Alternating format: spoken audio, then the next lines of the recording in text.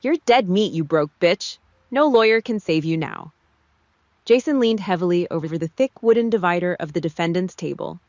His breath washed over my face.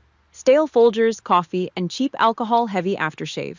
He was 35 now, carrying a sagging beer gut that strained the plastic buttons of an off-the-rack suit he probably bought at a strip mall.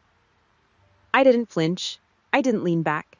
My spine remained exactly 2 inches from the back of the hard wooden chair. Both hands rested flat on the table, right wrist crossed cleanly over the left. I locked my eyes directly onto his right earlobe. It's a trick you learn when you don't want to give an enemy the satisfaction of eye contact, but you need them to feel the crushing weight of your stare. I counted my breaths. Inhale. 2.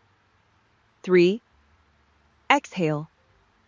To my left, Arthur sat in the plaintiff's row. My father. He let out a low, wet chuckle, crossing his thick arms over his chest. He looked at me the way a man looks at a stray dog that just wandered onto his freshly paved driveway. Next to them, Richard Lawson leaned back in a $1,000 leather chair, a shark in a pinstripe suit. He casually spun a black Mont Blanc pen between his manicured fingers. Lawson loved cases like this. He took one look at me, a woman showing up to probate court without legal representation, a pro se defendant in a cheap blouse, and saw nothing but an easy paycheck. He assumed I was broke. He assumed I lacked the basic intelligence to understand federal probate law. The courtroom smelled like damp pine sol, old oak, and nervous sweat. Up on the towering bench, Judge Harold Bennett adjusted his wire-rimmed glasses. He didn't look at Lawson. He didn't look at Arthur. He cracked open a thick, red-stamped personnel file. The entire room fell into a suffocating dead silence, but my mind wasn't in that courtroom. The nauseating smell of Jason's aftershave dragged me backward. 16 years backward, Ohio, mid-July. The thick, greasy smell of backyard barbecue smoke clinging to the humid air. Crash. The sound of shattering ceramic echoed through the narrow kitchen. Jason, 19 years old and full of unearned arrogance, had just thrown a baseball straight through Mom's vintage floral vase. Pieces of painted clay scattered across the cheap linoleum floor. Heavy footsteps pounded down the hallway. Arthur stormed into the kitchen. He took one look at the mess, grabbed Jason by the shoulder, and physically shoved the boy behind his own broad back. A human shield protecting his golden child. Then his eyes snapped to me. I was standing at the sink, my hands buried in soapy dishwater. "You're the older sister," Arthur barked, his voice hitting me like buckshot. "Why the hell aren't you watching him? You let him destroy your mother's things. You are completely irresponsible." He didn't ask Jason why he threw it. He didn't care. It was my fault. It was always my fault. I looked over at Mom. She was sitting at the small dining table, her head bowed, staring blankly at a plate of mushy peas. She didn't say a word. She never did. I didn't cry. I didn't argue. I just gripped the yellow sponge in my hand, squeezing it until the dirty, lukewarm dishwater ran down my wrist and dripped onto the floor. Right then and there, a concrete wall started pouring its foundation in my mind. I realized my exact purpose in this house. I was the spare part, the silent shock absorber for their dysfunction. Months later, that dysfunction paid out in full for Jason. He got a brand new Ford F-150. A reward from Arthur for barely scraping a passing grade and getting accepted into a bottom-tier community college. The night he brought the truck home, the house was loud with celebration. I wasn't inside. I was sitting out behind the detached garage in the dark, picking rust off a busted lawnmower blade with a flathead screwdriver. The metal slipped. I sliced my knuckle. I didn't care. The sharp sting kept me grounded. I didn't hear him approach. Combat boots don't make a sound on gravel if you know how to walk. Colonel William Barnes, my grandfather. A Vietnam veteran who spoke less in a month than Arthur did in an hour. He stepped out of the shadows and lowered his heavy frame onto an overturned aluminum drum. He didn't coddle me. He didn't offer a bandage for my bleeding hand. Instead, he tossed a freezing cold can of ginger ale at my chest. I caught it. The icy condensation bit into my skin. He stared at me for a long time. His eyes were hard, calculating. "You know why they're wrong about you, Millie." His voice was gravel grinding over asphalt. because they're using a yardstick made of trash to measure solid steel. That was it. He stood up and walked away into the dark. That steel got tested soon enough. When I deployed to Afghanistan, the reality of my family's greed followed me into the dirt. I spent my days breathing in cordite diesel fuel and the metallic stench of blood. Every month, I wired 70% of my hazard combat pay back to an Ohio bank account. I thought I owed them.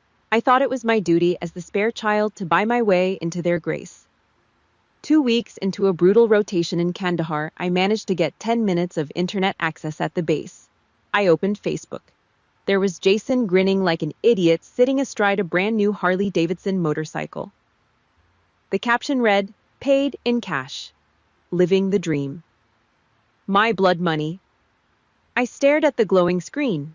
The desert heat was pushing 110 degrees outside the tent, but I felt nothing but ice in my veins. I didn't call them. I didn't demand the money back. I simply opened my banking portal and permanently locked the account. Cut the cord. Let them bleed dry. But the real death of my family ties happened long before the desert. It happened on a freezing Tuesday morning at a Greyhound bus station. Ohio snow was blowing sideways, cutting like broken glass. I stood on the salted concrete, my olive-drab Marine Corps duffel bag slung over my shoulder. No family send-off. No tearful hugs from a proud mother. Just the colonel. He stood perfectly straight in the freezing wind, raising his hand in a crisp, silent salute. I returned it. Down the curb, the family SUV idled. The engine rumbled low. Arthur rolled down the passenger window just a few inches. A thick, suffocating cloud of cheap cigar smoke billowed out into the winter air. He didn't look me in the eye. He just pointed the glowing orange tip of his cigar at me through the crack in the window. 6 months, he sneered, the words dripping with absolute disgust. You'll come crawling back to this house begging to eat off my table. If you've ever been the black sheep, the one who gave your blood and sweat only to be treated like a walking ATM by the people who were supposed to love you, drop a 1 in the comments right now. Hit that like button, subscribe to the channel, and let me know. I'm not the only one who had to pack a bag and walk into the freezing cold just to survive. He didn't wait for an answer. The motorized window whined as it rolled up, sealing the warm cabin. The heavy glass shut with a dull thud. But right before it closed, slicing through the howl of the Ohio wind, I heard the wet, unmistakable sound of his smirk. Crunch. Loose, dry dirt hit the lid of the cheap pine coffin. The county cemetery was entirely empty, except for us and 2 men leaning on their shovels. An early October wind ripped through the endless rows of gray headstones, carrying the bitter scent of dead leaves and cold rain. I stood at the very edge of the open grave. My spine locked into a perfectly straight, unyielding line. I wore my service alphas. The dark green fabric of my Marine Corps uniform felt like a layer of armor against the biting wind. I brought my right hand up in a slow, precise 45-degree salute. I held it there. I did not blink. I did not shiver. I barely breathed. 3 steps to my left stood Jason. He wore a black suit that looked like it was 2 sizes too small. The cheap fabric stretched tight across his expanding gut. His head was bowed, but he was not looking at the hole in the ground. He had his smartphone cupped in his left hand, shielded from the wind. His thumb swiped rhythmically across the glowing screen. He was checking the morning stock tickers. A few feet behind him, Arthur stood near a pathetic, sparse wreath of wilted white lilies. He was not looking at the grave either. He was busy shaking hands with his hardware store business partner. They were standing in a graveyard, murmuring about supply chain margins and quarterly tax write-offs. Nobody was looking at the wooden box. Nobody cared that a giant of a man who had bled in the suffocating jungles of Vietnam, was going into the cold Ohio ground. They were just waiting for the dirt to settle so they could get to the reading of the will. I stared down into this dark earth. I remembered standing on a scorching tarmac in Kandahar, the heat radiating through the thick soles of my combat boots. I remembered watching aluminum transfer cases draped perfectly in the American flag being loaded into the dark belly of a C-17 transport plane. Death in a combat zone carried a crushing, silent weight. It demanded absolute reverence. When a soldier died, the world stopped spinning for a minute. Death back home, surrounded by blood relatives, just reeked of cheap calculations and hidden agendas. 2 hours later, we were sitting in a cramped wood-paneled conference room at a local estate attorney's office. The outdated air conditioning unit in the window rattled constantly, struggling and failing to cool the small oppressive space. The room smelled like stale coffee ozone from an overworked copy machine and the sharp chemical scent of fresh printer ink. Arthur sat at the head of the heavy glass conference table. He had his chest puffed out, taking up as much space as possible. He was ready to claim his kingdom. Jason sat next to him, aggressively tapping the sole of his loafer against the carpeted floor. He had already pulled up a web browser on his phone, looking at a listing for a luxury pontoon boat. The old estate lawyer, a man who looked entirely worn down by decades of witnessing family greed, adjusted his wire-rimmed reading glasses. He picked up a crisp white stack of legal paper. The sharp rustle of the pages cut right through the dull hum of the air conditioner. He read through the standard legal jargon. The funeral arrangements, the settlement of outstanding debts. Nobody cared about that part. We all sat in this freezing room waiting for the asset distribution. The lawyer cleared his throat. He looked down at the final page. Regarding the totality of the estate, the liquid assets held in the Federal Credit Union, the Mutual Fund Trust, and the property located on Lake Erie. The sole and exclusive beneficiary is... The lawyer paused, looking up over the rim of his glasses. Millie Barnes. The rattle of the air conditioning unit suddenly sounded as loud as a jet engine. The room went completely terrifyingly dead. Thud. Jason's phone slipped from his sweaty fingers and hit the industrial carpet. His mouth fell wide open. He stared at the lawyer with empty, uncomprehending eyes. The pontoon boat vanished from his mind. I did not look at him. I shifted my gaze straight to Arthur. The smug color drained from his face for exactly 1 second. Then a dark, violent red rushed up his thick neck and settled deep into his cheeks. A thick blue vein at his right temple began to throb rapidly against his skin. The script of the Golden Child had just been torn to shreds from 6 feet under the ground. The shock mutated into pure, unhinged rage. Arthur slammed both of his heavy hands down onto the glass table. The brutal impact rattled the coffee mugs. He lunged forward, his massive frame casting a shadow over the table. He thrust his right index finger across the glass, pointing it directly at the space between my eyes like the barrel of a loaded gun. "What the hell did you do?" His voice was a low, dangerous growl. Sparks of spit flew from his lips. "You went out there to see him. You got into that old man's head. You manipulated his brain, you treacherous little snake. You tricked a dying man." Jason snapped out of his trance. He leaned over the table, his face twisted in ugly panic. "That money is mine. Grandpa promised me that lake house. I need that money to pay off the truck. You cannot do this. You stole it." He started cursing, slamming his fist against his thigh. I did not move.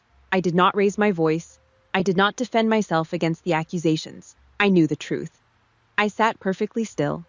My eyes tracked a small hairline fracture in the glass surface of the table.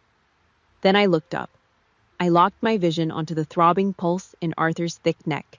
I evaluated his heart rate, approximately 130 beats per minute. Elevated blood pressure, shallow, rapid breathing, poor physical conditioning. He was a man entirely losing control of his environment. I was a woman who had been trained to control environments that were actively trying to kill me. I slowly reached out and picked up the white piece of paper detailing the asset distribution. The heavy cardstock felt solid in my hand.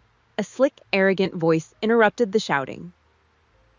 Richard Lawson, Arthur's hired legal shark, stepped out of the corner of the room.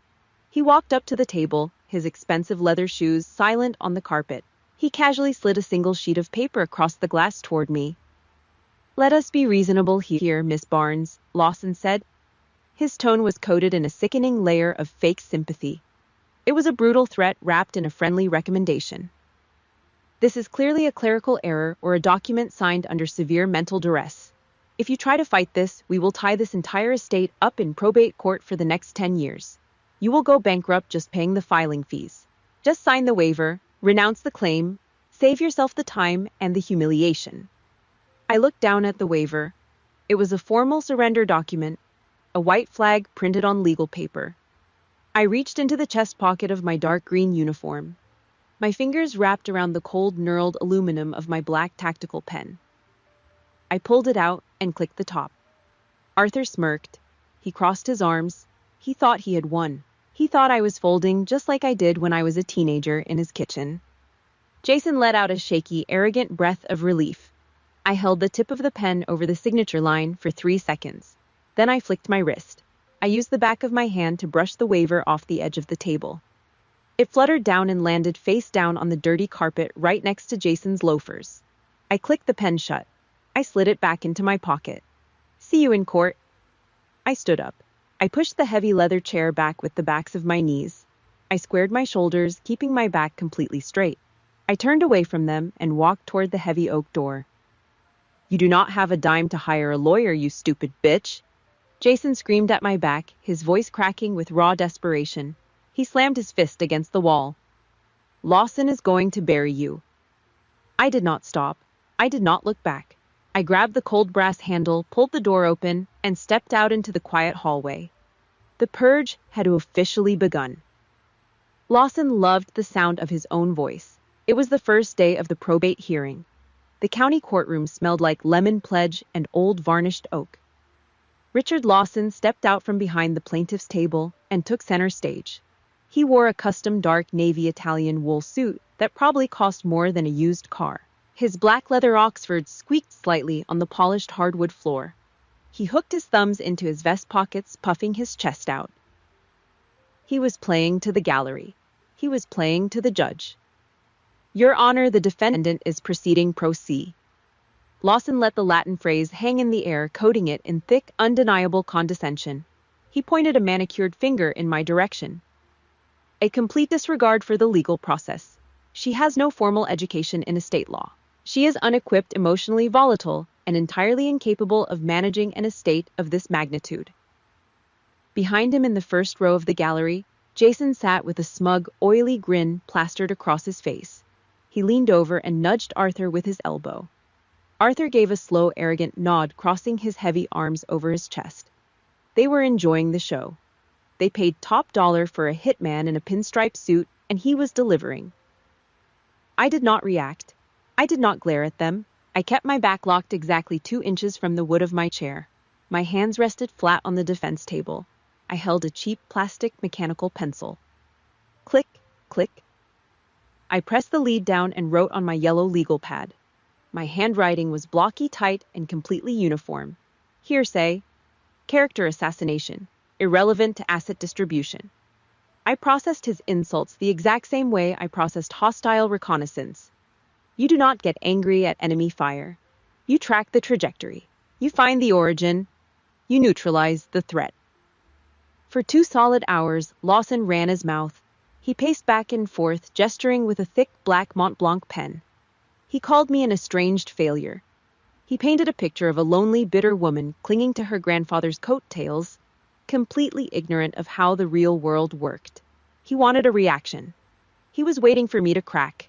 He wanted the crazy, emotional woman to stand up, scream, and prove his point to the judge. I gave him nothing. I just sat there. I kept my face dead neutral.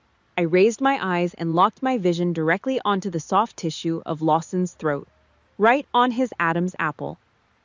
I did not blink. I did not look away when he made eye contact. I just stared right through him. Silence is a brutal weapon. Most civilians cannot handle it. They are conditioned to talk to fill the empty air, to seek validation. When you give them nothing but a dead, unblinking stare, their primitive brain registers it as a predatory threat. I learned that in interrogation rooms in Kandahar. It works just as well in Ohio. By 11:30 a.m., the temperature in the courtroom hadn't changed, but Lawson was sweating.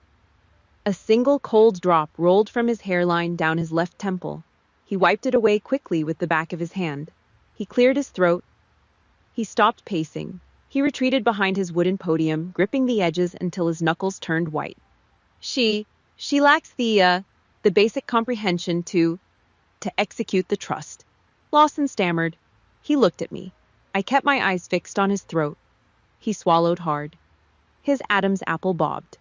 The shark was drowning in 2 feet of water. The lunch recess came and went.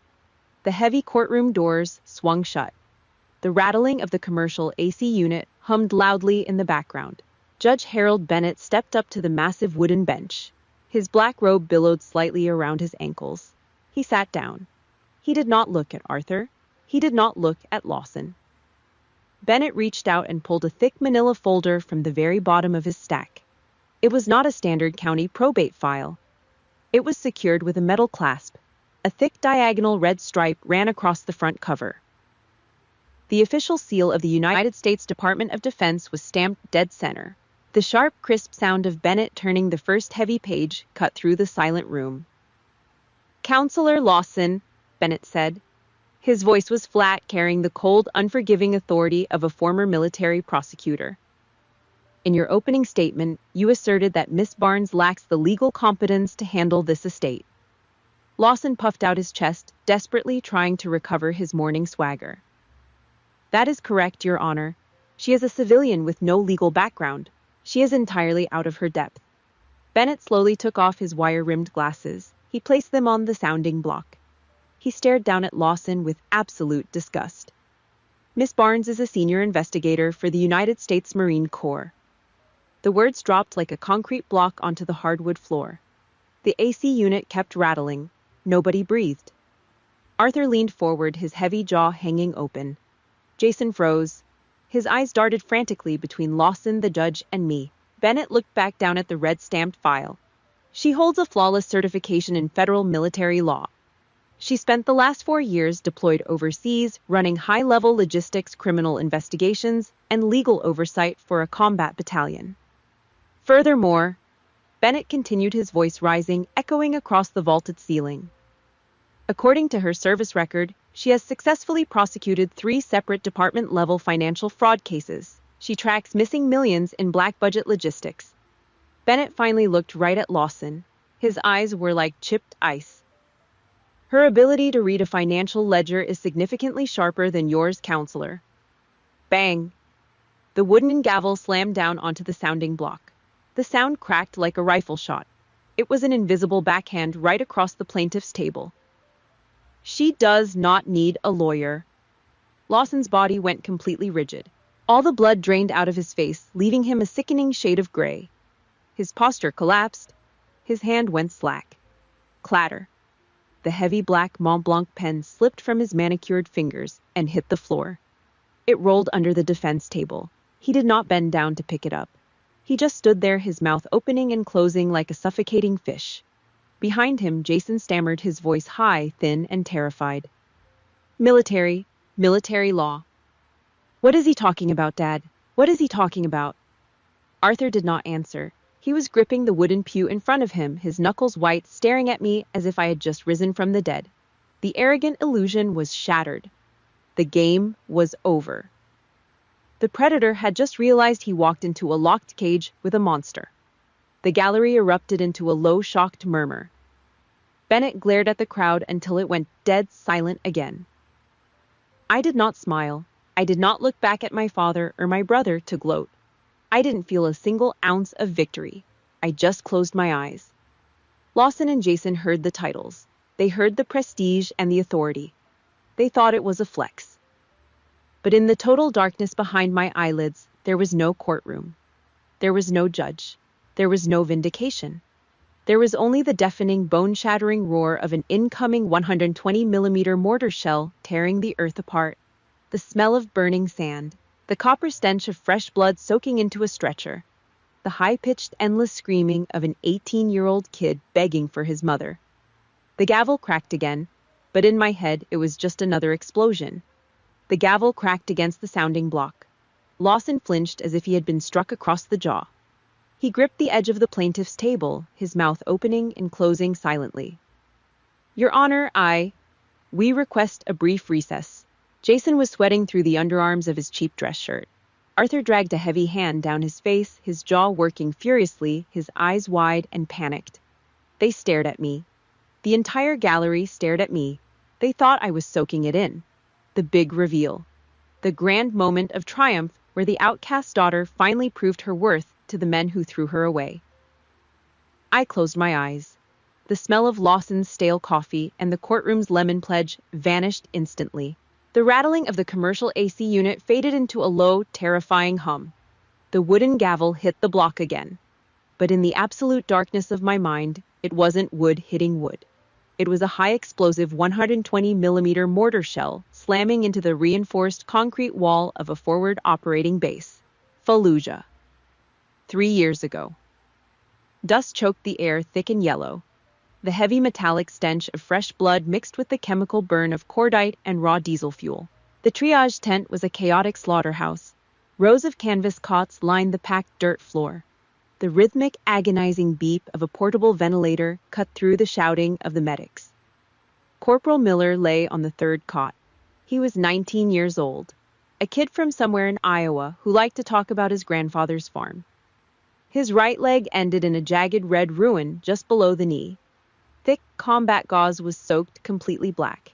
He was pale, the color of old wax. He was shivering violently in the 110-degree heat, his body rapidly dumping into hemorrhagic shock. In the far corner, Lieutenant Davis sat propped up against a wooden supply crate. He took a piece of shrapnel to the shoulder. It was a clean wound, not life-threatening, but Davis was the signal's intelligence officer. Around his neck on a heavy steel chain, he held the encryption keys for the entire battalion's communication grid. Outside the tent, the deafening rhythmic thud of a UH-60 Blackhawk rotor chewed through the thick desert air. Medivac. The combat medic, a guy whose face was a mask of soot and somebody else's blood, grabbed the front of my armor vest. He had to scream over the violent noise of the rotors. "One seat left, Major. We are maxed out on weight. Who goes?" He looked at me. I was the ranking officer. I was the one who had to make the call. I looked at Miller. The kid was clutching his stomach, his eyes wide, terrified, pleading. He wanted his mom. He wanted to go home. I looked at Davis. The radio keys. If those keys stayed behind, if the grid went down, an entire infantry company would be blind and deaf in a hostile sector.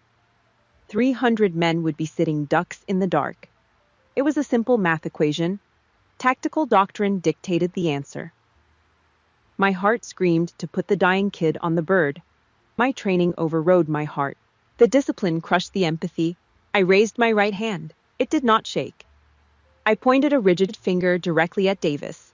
"Get the lieutenant on that bird. Now!" The medic didn't argue. He signaled 2 corpsmen. They grabbed Davis under the arms and hauled him out into the blinding dust storm of the rotor wash. Miller didn't scream.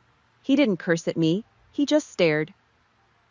As the chopper lifted off, taking his only ticket out of hell, his eyes locked onto mine. It was the absolute crushing despair of a boy who just realized he was going to die on a dirt floor because his commanding officer did the math. I stood there. I watched him bleed. I did my duty. 2 days later, Miller went into septic shock. The infection burned through his remaining blood supply. He died quietly at 400 hours. The steady flatline tone of the monitor was the only sound in the tent.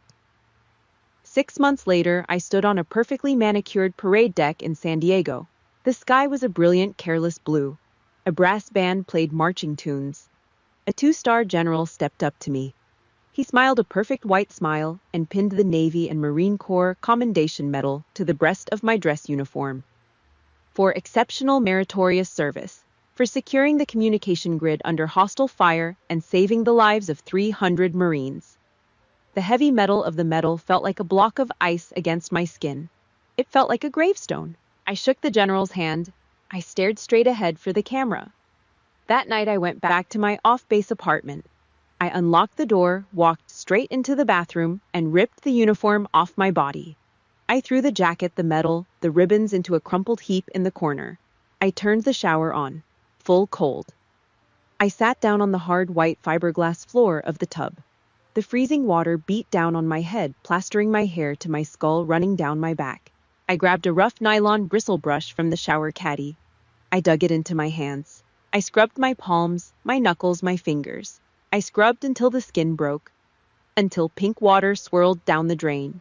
You can wash off dirt. You can scrub off dried blood and cordite. You cannot wash off the look in a 19-year-old boy's eyes when you tell him his life is worth less than a radio frequency. That is the real price of a title. It is not a flex. It is not something you use to win a petty argument in an air-conditioned room. It is a brand burned deep into the tissue of your soul, a permanent reminder of what you traded away to become a leader. I opened my eyes. The harsh fluorescent light of the Ohio County Courthouse flooded my vision. The heavy oak paneling. The squeaky leather chairs. Lawson had collapsed completely into his seat. He was rubbing his temples, looking physically ill. Jason was practically hyperventilating, his eyes darting frantically around the room like a trapped rat looking for an exit. Arthur stared at me. His face was the color of dirty snow. His thick mechanic's hands trembled as they gripped the edge of the wooden table. They thought I was sitting here enjoying this. They thought I was soaking in the humiliation of the men who had spent 3 decades treating me like garbage. They had no idea. They were fighting over a few $1,000,000, a lake house, a pickup truck. They lived in a tiny, safe, pathetic little bubble. I had just walked back from hell. I took a slow, deep breath through my nose. I pushed the ghosts down. I locked them away in the dark concrete basement of my mind where they belonged. My right thumb moved automatically. It traced the thick, jagged scar on my left wrist, a physical anchor to the present moment, grounding me. The cold control washed over me again. The military armor locked back into place, sealing away the bleeding civilian underneath. I placed my hands flat on the wooden table. I pushed the heavy chair back. I stood up. My spine was a steel rod. My shoulders squared perfectly to the front. I looked up at Judge Bennett. I completely ignored the 3 panicked men sitting to my left. "Your Honor," I said. My voice was dead calm. It echoed sharp and clear in the silent room. "Request permission to begin cross-examination." Mrs. Martha Reynolds gripped the edge of the wooden witness box. Her knuckles were bone white. She was in her late 60s, wearing a faded floral blouse that smelled faintly of mothballs and stale lavender soap. She lived 3 houses down from the colonel. She swallowed hard, her eyes darting nervously across the courtroom. She wasn't looking at the judge. She was looking at the plaintiff's table. She was looking at Arthur. I watched my father. He sat leaning forward, his heavy arms resting on the table. He caught her eye and gave a slow, deliberate nod. A silent, physical command. It was a microscopic movement, but it told me everything I needed to know. He was coaching a neighbor to commit perjury under oath. He was actively orchestrating a lie to steal the very last thing my grandfather wanted me to have. Looking at him, any lingering trace of a daughter's grief evaporated. In Arthur's eyes, I wasn't a human being. I wasn't his flesh and blood. I was just a jammed lock standing between him and a vault of cash. I stepped out from behind the defense table. My boots made a slow, heavy, measured sound against the hardwood floor. I stopped exactly 3 feet from the witness stand. "Mrs. Reynolds," I said. My voice was entirely flat. "You just testified under oath that you saw me visiting my grandfather's house continuously throughout the summer of last year. You claimed you saw me through your kitchen window, whispering to him on the porch, isolating him from his son."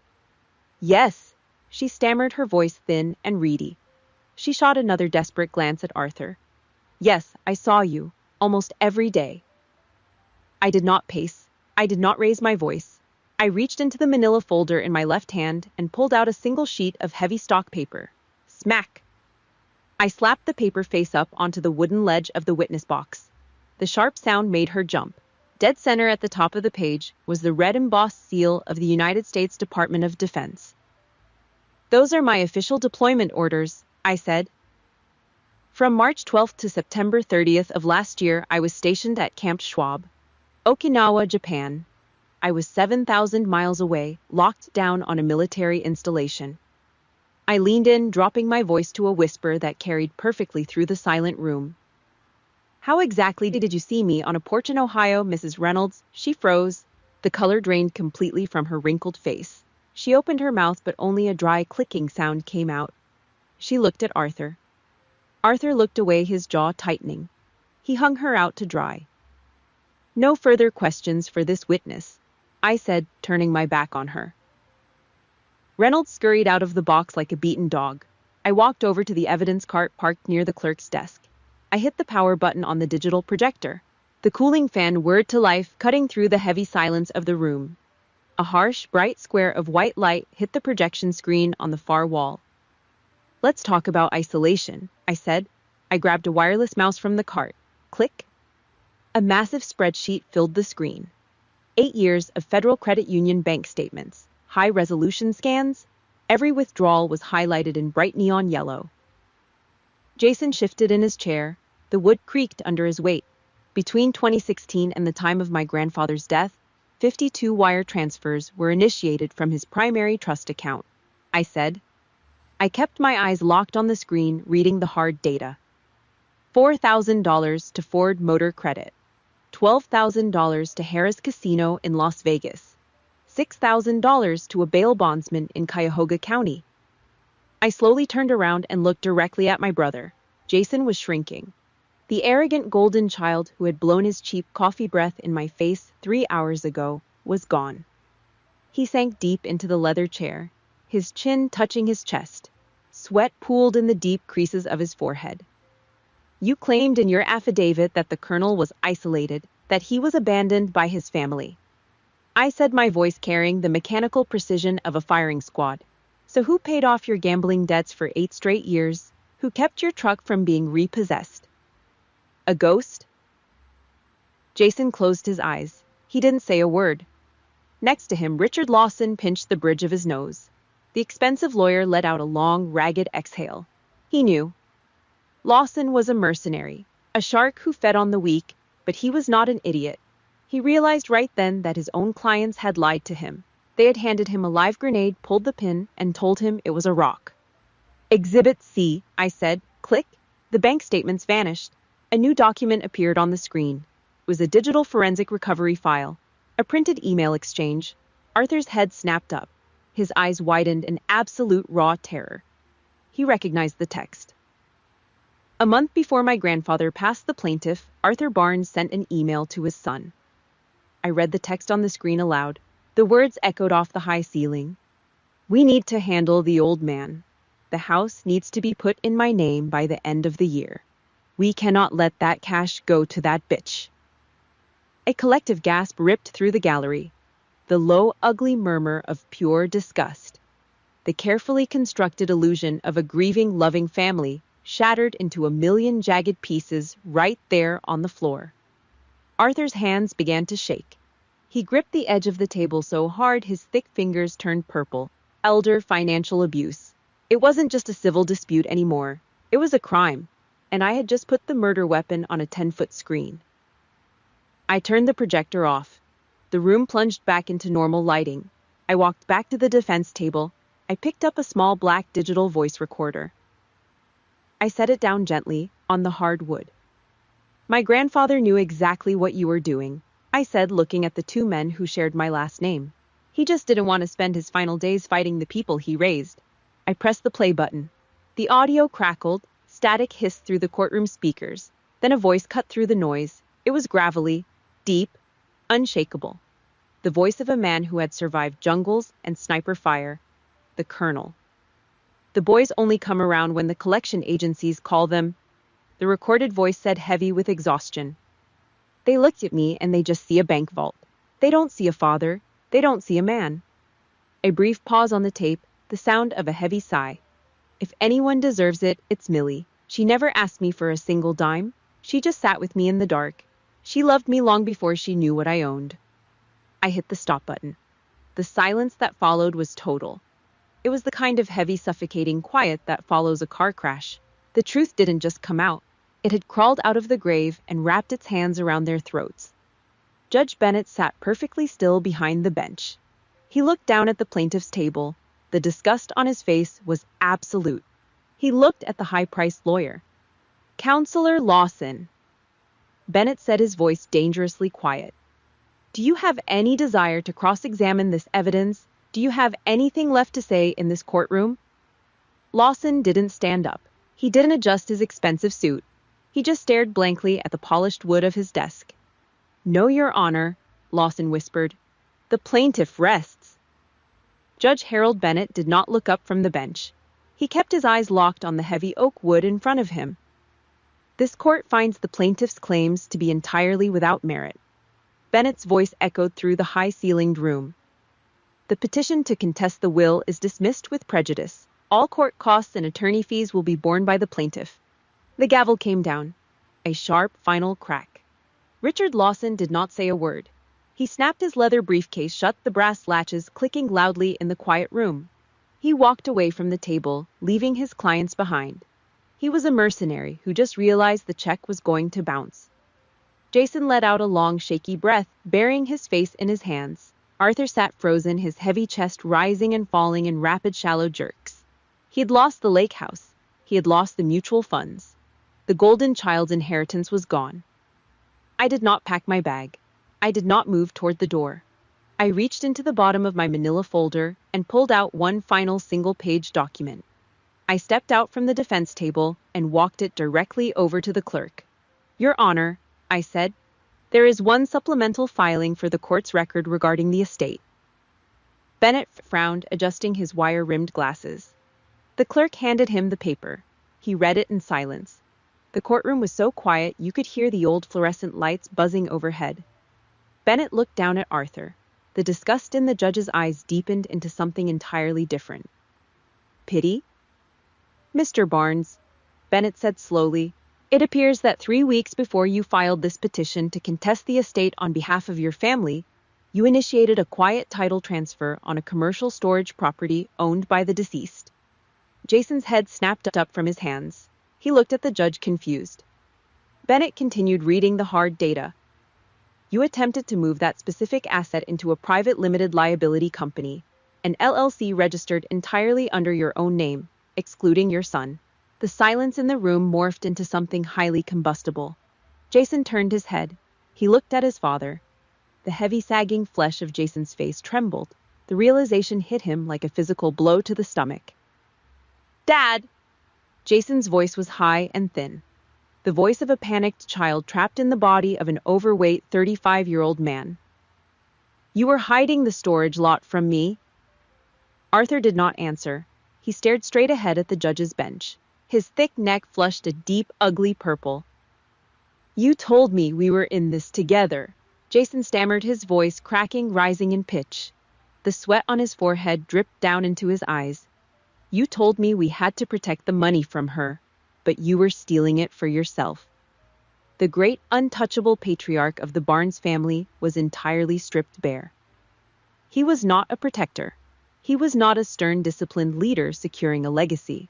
He was just a petty, small-time thief who tried to pick the pockets of a dead man and was perfectly willing to cut his own favorite son out of the deal. Arthur slowly turned his head. He did not look at Jason. He looked at me. His eyes were bloodshot. The arrogant sneer was gone, replaced by the desperate, cornered look of a drowning man. He opened his mouth. His breath rattled in his chest. "I never thought—" Arthur wheezed, his voice weak and pathetic. "I never thought you would become something like this, Millie." It was a final desperate attempt to play the victim. A pathetic guilt trip from a man who had spent 30 years using me as a human punching bag. I looked back at him. My heartbeat remained completely steady. I did not feel angry. I did not feel sad. I looked at the man who gave me half my DNA, and I felt absolutely nothing. "You never really looked at me," I said. Arthur's mouth hung open. He tried to take a breath, but the air caught in his throat. His heavy hands shot up, clawing at his chest. The fabric of his cheap dress shirt tightened as he slumped forward. A terrible, wet, choking sound ripped from his lungs. His face twisted into a mask of pure agony, the color draining away until his skin looked like wet ash. He pitched to the right. His massive shoulder hit the edge of the wooden plaintiff's table. Crash! Arthur hit the floor hard. He lay on his side, his knees pulled up toward his chest, gasping frantically for air. Jason shrieked. He leaped backward out of his chair, scrambling away from his own father like the man was on fire. Jason pressed his back against the wooden divider, sobbing hysterically, completely paralyzed by cowardice. "Bailiff, call a bus. Get EMTs in here right now," Judge Bennett shouted, slamming his hand down on a panic button beneath the bench. The courtroom exploded into chaos. The bailiff sprinted down the aisle, his radio squawking loudly. People in the gallery stood up shouting. I stood exactly 2 meters away. My combat boots were planted firmly on the hardwood floor. My hands rested loosely at my sides. I did not step forward. I did not drop to my knees to help him. I did not yell for a medic. 10 years ago, the little girl inside of me would have rushed to his side. She would have held his hand, desperate for him to look up and finally love her. But that girl died a long time ago. She died in an Ohio kitchen. She died in the freezing wind at a Greyhound bus station. She died in the blood-soaked sand of a triage tent in Fallujah. The woman standing in this courtroom was a Marine, and from a tactical standpoint, I was simply observing a neutralized threat. The heavy double doors of the courtroom banged open. 2 paramedics rushed in carrying a heavy trauma bag and an oxygen tank. They dropped to their knees next to Arthur, ripping his shirt open, shouting medical terminology over the noise of the room. I turned my back on them. I walked over to the defense table. I picked up my manila folders, aligning the edges perfectly. I slid them into my olive drab duffel bag and pulled the heavy brass zipper shut. I slung the thick canvas strap over my shoulder. I looked up at the bench. Judge Bennett was standing there watching me. Over the screaming of my brother and the shouting of the medics, the old military prosecutor simply gave me a slow, single nod. I returned the nod. I walked down the center aisle. I pushed the heavy oak doors open and stepped out of the courtroom. I walked down the marble steps of the county courthouse and pushed through the front glass doors. The late afternoon Ohio sun was hanging low over the horizon. The cold, practical autumn wind hit my face. It smelled like dry asphalt and impending rain. It smelled like a clean slate.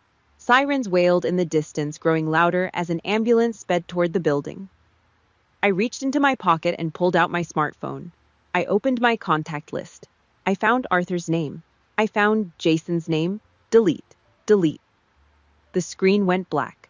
I slid the phone back into my pocket. You do not need the permission of the people who broke you to become someone great. You do not owe them your loyalty, your money, or your grief. I adjusted the strap of my bag to turn my collar up against the wind and started walking down the concrete sidewalk. I did not look back. If you have ever had to walk away from toxic blood to save your own life, I want you to drop a "done" in the comments below. Hit that like button, subscribe to the channel for more stories of surviving the trenches of life, and I will see you in the next one.